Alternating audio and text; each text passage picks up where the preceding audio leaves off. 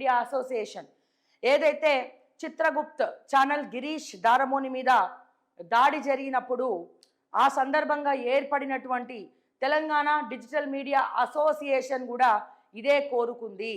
రేవంత్ రెడ్డి పదే పదే పదే పదే యూట్యూబ్ ఛానళ్ళు మీద దూషించడము, యూట్యూబ్ ఛానళ్లను విపరీతంగా సతాయించడము, అక్రమంగా కేసులు బనాయించడము, ఏమీ లేకపోయినా అక్రమంగా పర్సనల్ అంటే వ్యక్తిగత కేసులు కూడా తీసుకొచ్చి ఆఫీసుల మీద దాడులు చేయించడము మనం చూసాం.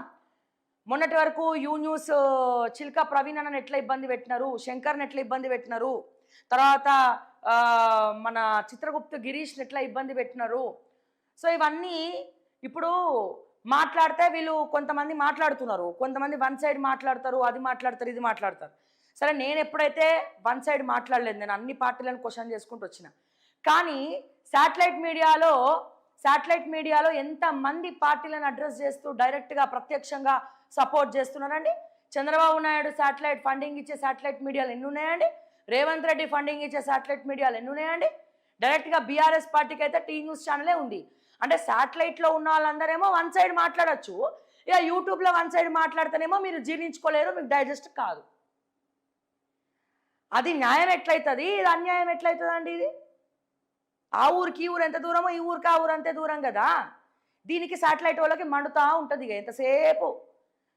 ఎందుకని ముందు అంతా సోషల్ మీడియా భూమి ఉన్నది, అందరు సోషల్ మీడియాలోనే వార్తలు చూడడం మొదలు పెట్టిండ్రు. ఎందుకని నిజాలు నిక్కచ్చిగా చెప్పేది సోషల్ మీడియానే, ప్రశ్నించే గొంతుకలు పుట్టుకొచ్చింది సోషల్ మీడియాలోనే. అందుకే ప్రజలు ఎప్పుడు కూడా సోషల్ మీడియాకి వెన్నంటే ఉంటున్నారు. ఇది గుర్తుపెట్టుకోవాలి. మీరు కూడా వాస్తవాలు చెప్పండి. ఫోర్త్ ఎస్టేట్ వాస్తవాలు చెప్పడం ఎప్పుడో మర్చిపోయింది, డప్పు కొట్టడమే తప్ప మీరు వాస్తవాలు చెప్పడము, వాస్తవాలని తీసుకురావడము, ప్రజల మధ్యలోకి తీసుకురావడము, స్కామ్స్ని ఎండగట్టడము మీరు ఫెయిల్ అయినారు. సామాన్యులకు అందుబాటులో ఉండలేరు, డబ్బులకి మాత్రమే అందుబాటులో ఉంటున్నారు. అది కూడా కొంతమంది, అందరు కాదు, కొంతమంది. సో ఇట్లా మీరు ఇది చేస్తూ ఉన్నారు, ఇబ్బంది పెడతా ఉన్నారు కదా. ఎంతమందిని అక్రమంగా తీసుకపోయి అరెస్ట్ చేసినారండి, ఎంతమంది మీద అక్రమ కేసులు బనాయించినారండి, ఎంతమంది మీద. నీకు అక్రెడిటేషన్ ఉందా, అది ఉందా, నువ్వు సోషల్ మీడియా యూట్యూబ్ అది ఇది అనుకుంటా వెకిలి చేష్టలు చేసుకుంటా. ఏ రేవంత్ రెడ్డి సోషల్ మీడియా మీద అడుగులు వేసుకొని పైకి వచ్చిండో అదే సోషల్ మీడియా వల్ల అతను కిందికి రాకపోతే నా పేరు షాదనే కాదు.